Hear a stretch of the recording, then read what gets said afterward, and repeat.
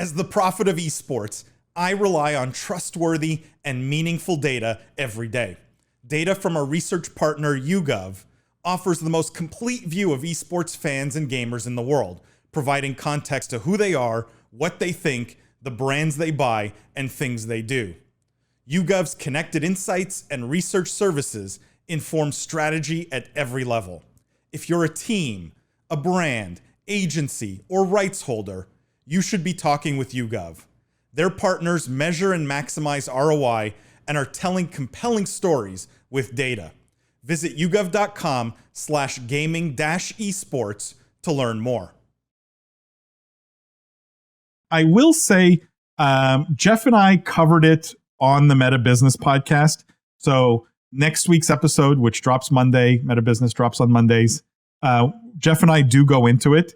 I want to stay away from the metaverse conversation, but I think it's a big enough gaming story that it's worth getting your takes here and discussing it with chat as a group. And that's Epic. I mean, it's hard to ignore this story this week. Epic Games raises $2 billion to grow metaverse efforts.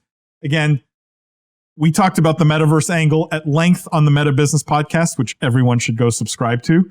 But this is Sony and Kirkby. Kirkby is the owner of Lego, which that was news to me. And so it's Lego and Sony, each investing $1 billion into Epic Games. And Epic Games has stated that I love that this is in literally every single version of this article. Epic Games has stated that the company will remain controlled by its CEO and founder, Tim Sweeney. Like, you don't see this in literally any other release. And you guys tell me I'm wrong about ego-driven leadership. Like, here is proof positive. Anyways, so Sony and Lego investing in Epic. Lindsay and Jimmy, let's start with you guys specifically, because Jeff and I went back and forth on this one on Meta Business. Thoughts on this? By the way, valuation's flat. So they raised money at a $31.5 billion post money. So that's 29.5 pre-money, 29.5 billion. You want me to go first, Lindsay? Yeah, go ahead, Jimmy. You're on mute. So this is, I knew we were going to get to this. I'm super excited by this. I'll start with an anecdote, or not an anecdote, but rather literally today I had a pretty nice conversation with a mentor of mine, someone that invested in Epic in around 2017. He is absolutely thrilled by this news, loves where they're headed, loves what it's going to do for the company's valuation and for his investment long term. So I'll put that out there that people that have put money in Epic, for 5 years now are support, or at least the people that I've spoken with, very supportive of this.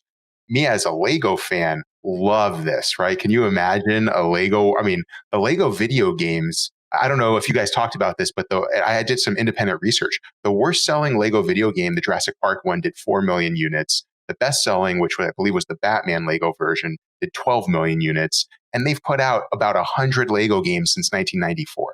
So if you think about 100 games doing between 4 million and 12 million units at $50 to $60 a pop, plus all of the in-game purchasable content, I mean, that is just a money machine. And to think about all the applications of IP, right? Marvel Lego, Harry Potter Lego, all the different things you can do.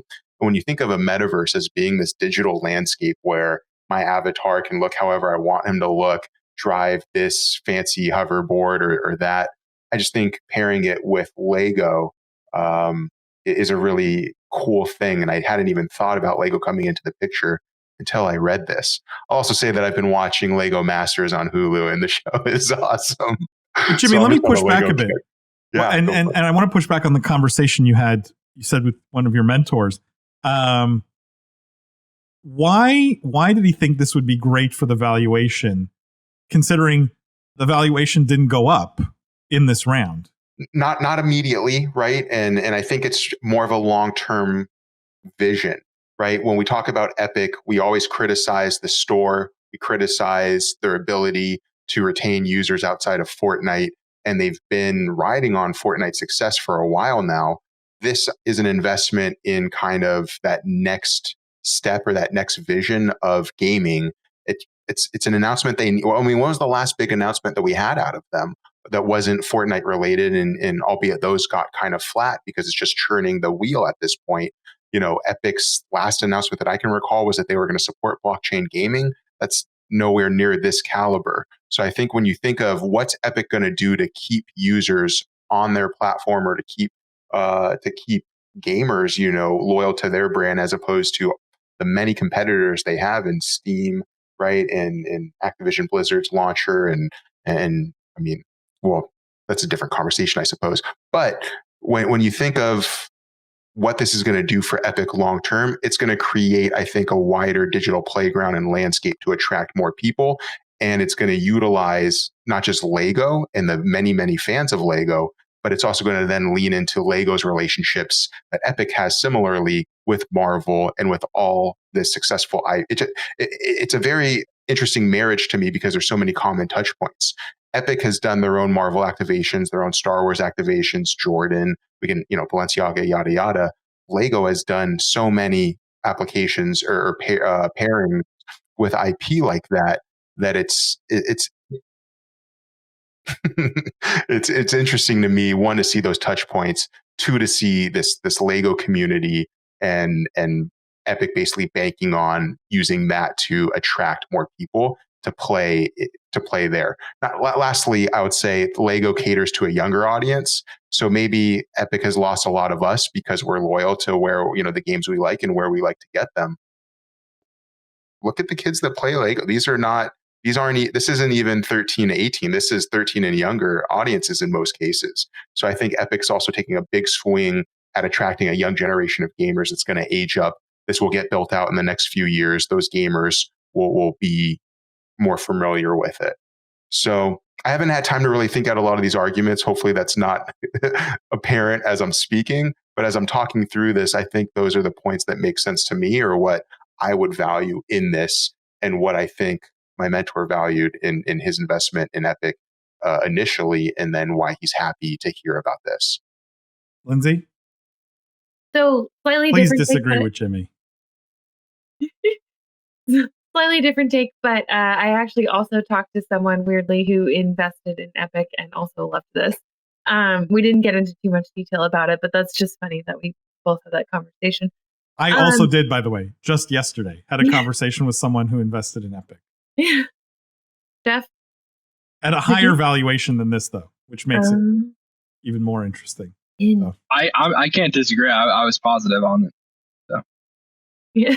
But and I love Jimmy's point about Legos, and I'm a big Lego as well. But the thing that excites me about this is not necessarily the exactly who's at the helm, but what excites me is that there's a lot of big brands at the helm, and there's a lot of interest in it. And I'm just super pumped to have a real chance at having a competitor to Roblox. I think that type of competition forces innovation on both sides.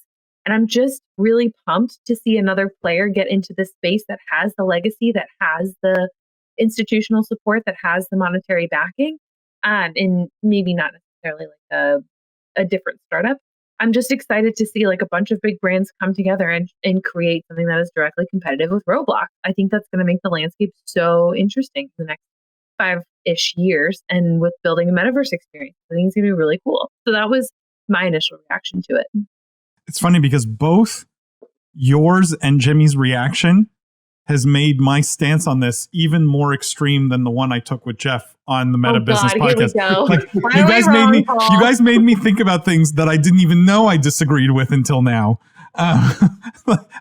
First of all, let's talk about the Lego thing, because I think the Lego thing is interesting.